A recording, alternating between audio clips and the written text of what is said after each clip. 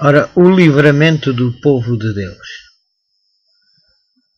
Qual a importância de estudar o grande conflito? O que é que o grande conflito nos transmite para os dias de hoje? Algumas interrogações que se colocam na vida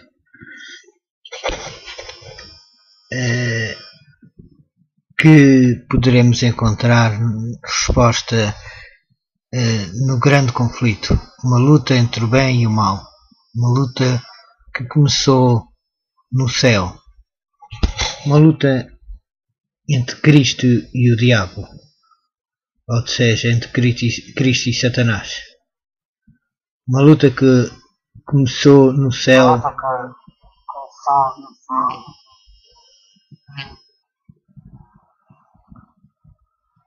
e que irá terminar na segunda vinda de Jesus, ou seja, mais precisamente quando Jesus no fim do milénio destruir Satanás e todos os anjos e todos aqueles que aceitarem seguir o livramento do povo de Deus. Quando a proteção divina das leis humanas o livramento do povo de Deus. Quando a proteção das leis humanas for retirada dos que honram a lei de Deus, haverá nos diferentes países um movimento simultâneo, com o fim de destruí-los. Aproximando-se o tempo indicado no decreto, o povo conspirará para desfachar numa só noite um golpe decisivo que faça silenciar a voz de sentimento e reprovação. O povo de Deus, alguns nas celas das prisões, outros escondidos nas florestas e montanhas, pleiteia ainda a proteção divina. Homens armados, instigados pelas hostes de anjos maus, estão-se preparando para a obra de morte. E então, na hora de maior aperto, que Deus se interporá. Um cântico haverá entre vós, como na noite em que se celebra a festa santa, e alegria de coração, como a daquele que sai para ir ao monte do Senhor, à rocha de Israel. O Senhor fará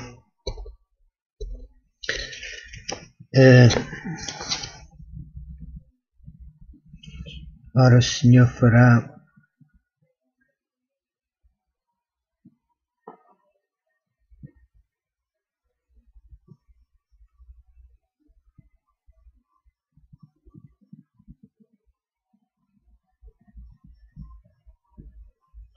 ouvir a sua voz majestosa, e fará ver o golpe do seu braço, que desce com indignação de ira, no meio de chamas devoradoras, chuvas torrenciais, tempestades e pedras de Saraiva. Isaías, capítulo 30, versículo 29 e 30.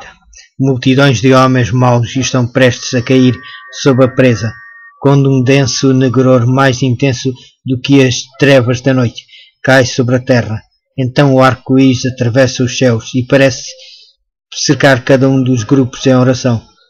As multidões iradas detêm-se, é esquecido o objeto da sua ira sanguinária.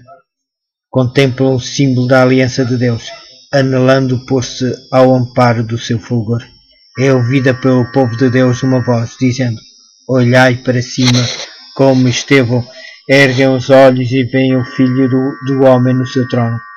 Veja Atos dos Apóstolos, capítulo 7, versículos 55 e 56.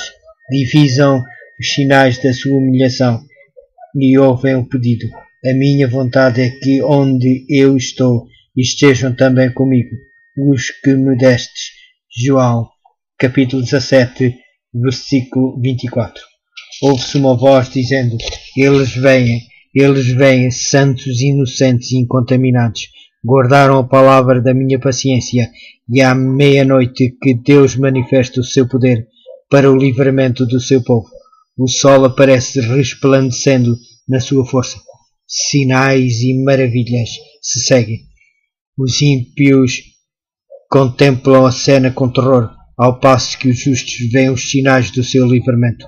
Em meio aos céus agitados, acha-se um espaço claro de glória indescritível, de onde provém a voz de Deus, como o som de muitas águas, dizendo: está feito. Apocalipse, capítulo 16, versículo 17. Essa voz abala os céus e a terra. Há um grande terremoto, como nunca houve igual, desde que há gente sobre a terra. Tal foi o terremoto forte e grande. Apocalipse, capítulo 16, versículo 18. Afrodosas rochas são espalhadas por toda a parte. O mar é açoitado com fúria. Ouve-se o silibar do furacão, semelhante à voz dos demónios. A superfície da terra está a quebrar-se. Os seus próprios fundamentos parecem ceder. Os portos marítimos, que pela sua iniquidade se tornaram como Sodoma, são tragados pelas águas enfurecidas.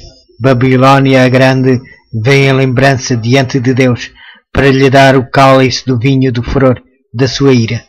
Apocalipse, capítulo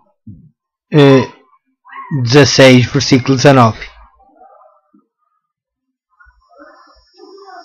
Grandes pedras de Saraiva operam a sua obra destruidora. Orgulhosas cidades são derribadas, substanciosas palácios nos quais os homens dissiparam as suas riquezas com a glorificação própria desmoronam-se diante dos seus olhos. As paredes das prisões fendem-se e o povo de Deus é libertado. Abrem-se as sepulturas e muitos dos que dormem no pó da terra ressuscitarão, uns para a vida eterna, outros para a vergonha e o horror eterno. Até quantos o dispersaram, os que zombaram e escarneceram das agonias de Cristo, e os mais acérrimos inimigos da verdade ressuscitam para contemplá-lo na sua glória e ver a honra conferida aos fiéis e obedientes. Daniel, capítulo 12, versículo 2. Apocalipse, capítulo 1, versículo 7. Relâmpagos terríveis envolvem a terra num lençol de chamas. Por sobre o estrondo do trovão, vozes misteriosas e terríveis declaram a sorte dos ímpios, os que haviam sido desafiadores e jacticiosos, cruéis para com o povo de Deus. Os observadores dos mandamentos agora estremecem de medo. Demónios tremem, enquanto homens suplicam por misericórdia. O dia do Senhor, disse o profeta Isaías. Naquele dia os homens lançarão às topeiras e aos morcegos os seus ídolos de prata e os seus ídolos de ouro, que fizeram para ante eles se prostrarem, e meter-se-ão pelas fendas das rochas e pelas cavernas das penhas, até o terror do Senhor e a glória da sua majestade, quando ele se levantar para espantar a terra. Isaías, capítulo 2, versículo 20 e 21. Os que tudo sacrificaram por Cristo agora estão em segurança perante o mundo e em face da morte, evidenciaram a sua fidelidade àquele que por eles morreu. O seu rosto, pouco antes tão pálido e descomposto, resplandece agora com admiração. As suas vozes erguem-se em triunfante cântico. Deus é o nosso refúgio e fortaleza, socorro bem presente nas tribulações. Portanto, não temeremos, ainda que a terra se transporte e os montes se abalem no seio dos mares, ainda que as águas tumulto e espumejem e na sua fúria os montes se estremeçam. Salmo 40, capítulo 46, versículo 1 a 3. Enquanto estas palavras de santa confiança ascendem a Deus, a glória da cidade celestial emana das suas portas entreabertas. Aparece então no céu uma mão segurando duas tábuas de pedra. Aquela santa lei, proclamada no Sinai, é agora apresentada como a norma do juízo. As palavras são tão claras que todos podem lê-las. Desperta-se a memória, varrem-se de todas as mentes as trevas da superstição e da heresia. É impossível descrever o horror e desespero dos que pisaram a lei de Deus. A fim de conseguir o favor do mundo, puseram de parte os seus preceitos. Deus e ensinaram outros a transgredir. Agora são condenados por aquela lei que desprezaram. Venham com terrível distinção que se acham sem culpa. Os inimigos da lei de Deus têm agora nova concepção da verdade e do dever. Tarde demais. Veem que o sábado, o quarto mandamento, é o selo do Deus vivo. Demasiado tarde veem um fundamento arenoso sobre o qual estiveram a construir. Veem que haviam estado a combater contra Deus. Ensinadores religiosos conduziram almas à perdição, ao mesmo tempo que professavam guiá-las às portas do paraíso. Quão grande é a responsabilidade dos homens no mistério sagrado, quão terríveis os resultados da sua infidelidade. Aparece o Rei dos Reis. A voz de Deus é ouvida nos céus, declarando o dia e a hora da vinda de Jesus. O Israel de Deus fica a ouvir, tendo o semblante iluminado com a sua glória. Surge logo no oriente uma pequena nuvem negra. É a nuvem que rodeia o Salvador. Em solene silêncio, o povo de Deus fita enquanto se aproxima, até ela se tornar uma grande nuvem branca, mostrando na base uma glória semelhante ao fogo consumidor, encimada pelo arco-íris do concerto. Agora não mais como homens de dores, Jesus aparece como poderoso vencedor. Santos anjos em vasta e inumerável multidão acompanham-no, 10 milhares vezes 10 milhares e milhões de milhões, todos os olhos contemplam o príncipe da vida. Um diadema de glória repousa sobre a santa fronte. O semblante divino irradia o fulgor deslumbrante do sol mediano. Tem no seu manto e na sua coxa um nome indescrito: Rei dos Reis e Senhor dos Senhores. Apocalipse, capítulo 19, versículo 16. O Rei dos Reis desce sobre as nuvens, envolto em fogo chamejante. A terra treme diante dele. Vem o nosso Deus e não guarda silêncio perante ele. Arde um fogo devorador ao seu redor. E esbanchava grande tormenta. Intimida os céus lá em cima e a terra para julgar o seu povo. Salmo 50, versículo 3 e 4. Os reis da terra, os grandes comandantes, os ricos, os poderosos e todo o escravo e todo o livre se esconderam nas cavernas e nos penhascos. Disseram aos montes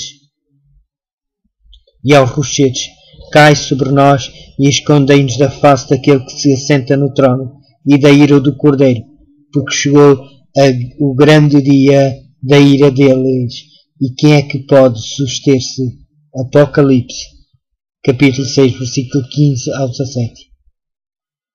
Cessaram os gracejos escarnecedores, cerraram-se os lábios mentirosos, nada se ouve, senão a voz de orações e o som de choro. Os ímpios suplicam para que sejam sepultados sob as rochas das montanhas, em vez de ver o rosto daquele que desprezaram. Aquela voz que penetra no ouvido dos mortos, e eles a conhecem. Quantas vezes os seus ternos tons o chamaram ao arrependimento. Quantas vezes foi ela ouvida nos fogos tocantes de um amigo, um irmão, um redentor. Aquela voz desperta memórias de advertência desprezadas, de convites recusados. Ali estão os que zombaram de Cristo. Na sua humilhação, ele declarara: vereis o Filho do Homem assentado à direita do Todo-Poderoso e vindo sobre as nuvens do céu. Mateus, capítulo 26, versículo 64. Agora contemplam na sua glória e ainda o devem ver assentado à direita do poder. Ali está o altivo Herodes, que zombou do seu título real. Ali estão os homens que com mãos ímpias lhe tocaram sobre a fronte. a coroa de espinhos e na mão um simulacro do sceptro. Aqueles que diante dele se prostraram em zombaria blasfema, que cuspiram no príncipe da vida, procuram fugir da sua presença. Aqueles que introduziram escravos nas suas mãos e pés contemplam esses sinais com terror e remorso. Com terrível precisão, sacerdotes e príncipes recordam-se dos acontecimentos do Calvário, quando, meneado a cabeça em satânica de alegria, exclamaram: salva os outros, a si mesmo não pode salvar-se? Mateus, capítulo 27, versículo 42. Mais alto que o grito: crucifica-o, crucifica-o, que ecoou por Jerusalém, reboa o pranto desesperado. Ele é o Filho de Deus. Procuram fugir da presença do Rei dos Reis, na vida de todos quantos rejeitaram a verdade. Há momentos em que a consciência desperta, em que a alma é acusada de vãos pesares. Mas o que é isto ao ser comparado com o remorso daquele dia? No meio do seu terror, ouvem as vozes dos santos exclamando: eis que este é o nosso Deus, em quem esperávamos, a Ele nos salvará. Isaías, capítulo 25, versículo 9. A voz do Filho de Deus chama os santos que dormem por toda a terra. Os mortos ouvirão aquela voz, e os que ouvirem viverão. Um grande exército de toda a nação, tribo e povo, do cárcere da morte, eles vêm vestidos de glória imortal, clamando: onde está, ó morte, a tua vitória? Onde está, ó morte, o teu aguilhão? 1 Coríntios, capítulo 15, versículo 55. Todos saem do túmulo com a mesma estatura que tinham quando ali entraram. Todos, porém, surgem com a saúde e vigor da eterna juventude.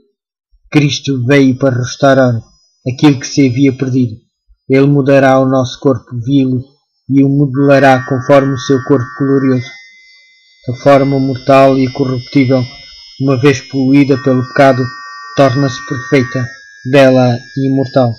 Defeitos e deformidades são deixados no túmulo. Os remidos sairão e saltarão. Malaquias, capítulo 4, versículo 2. Crescendo até a estatura completa da raça na sua glória primitiva, sendo removidos os últimos traços da maldição do pecado, os fiéis de Cristo refletirão no espírito, alma e corpo a imagem perfeita do seu Senhor. Os justos vivos são transformados num momento, num abrir e fechar de olhos. A voz de Deus, eles tornam-se imortais, e com os santos ressurrectos são arrebatados para encontrar o seu Senhor nos ares. Os anjos reunirão os seus escolhidos dos quatro ventos, de uma a outra extremidade dos céus. Mateus, capítulo 24, versículo 31. Criancinhas são levadas aos braços das suas mães. Amigos há muitos separados pela morte, reúnem-se para nunca mais se separarem, e com cânticos de alegria ascendem juntos para a cidade de Deus. Na cidade santa, por toda a hoste inumerável dos resgatados, todos os olhares fixam em Jesus. Todos os olhos contemplam a glória daquele cujo aspecto estava muito desfigurado, mais do que o de outro qualquer, e a sua aparência mais do que a dos outros filhos dos homens. Isaías, capítulo 52, versículo 14. Sobre a cabeça dos vencedores, Jesus coloca a coroa de glória. Para cada um há uma coroa que traz o seu próprio novo nome. Apocalipse, capítulo 2, versículo 17. E a inscrição: Santidade ao Senhor. Em cada mão são colocadas a palma do vencedor e a harpa resplandecente. Então, ao desferirem as notas, os anjos dirigentes, todas as mãos deslizam com mestria sobre as cordas, tirando-lhes suave música em ricos e melodiosos tons. Todas as vozes se erguem em grato louvor àquele que nos ama e pelo seu sangue nos libertou dos nossos pecados e nos constituiu reino de sacerdotes para o seu Deus e Pai. A Ele a glória e o domínio pelos séculos dos séculos. Apocalipse, capítulo 1, versículo 5 e 6. Diante da multidão de resgatados está a santa cidade. Jesus abre as portas e as nações que observaram a verdade entram por ela. Ouve-se então a sua voz: Vinde, benditos de meu Pai, possui por herança o reino que vos está preparado desde a fundação do mundo. Mateus, capítulo 25, versículo 34. Cristo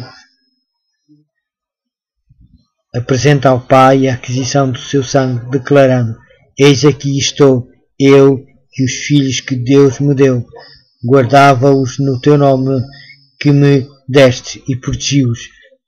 Hebreus, capítulo 2, versículo 13. João, capítulo 17, versículo 12. Os transportes daquela hora em que o infinito Pai, olhando para os resgatados, contemplara a sua imagem banida, a discórdia do pecado, removida a sua maldição, e o humano novamente em harmonia com o divino. O gozo do Salvador consiste em ver no reino da glória as almas que foram salvas pela sua agonia e humilhação. Os remidos serão participantes da sua glória. Contempla os que foram ganhos por intermédio de suas orações, labores e amorável sacrifício. Júbilo lhes encherá o coração ao verem que um ganhou a outros e este ainda outro. O encontro dos dois Adões. Ao serem os resgatados recebidos na cidade de Deus, ecoa-nos nos ares um exultante clamor. Os dois Adões estão prestes a encontrar-se. O Filho de Deus recebe o Pai da nossa raça, o ser que Ele criou, que pecou e por cujos pecados os sinais da crucificação aparecem no corpo do Salvador. Ao divisar Adão os sinais dos escravos, lança-se em humilhação a seus pés. O Salvador levanta-o, convida-o a contemplar de novo o lar idênico, do qual havia tanto fora exilado.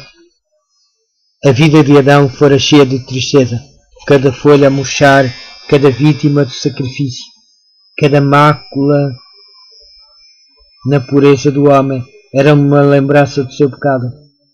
Terrível foi a agonia do remorso ao deparar com a exprobação que lhe fazia por causa do pecado. Sinceramente se arrependeu de seu pecado e morreu na esperança da ressurreição. Agora, pela obra da expiação, Adão é reintegrado. Em transporte e alegria, contempla as árvores que já foram seu deleite, cujos frutos ele próprio colhera nos dias da sua inocência.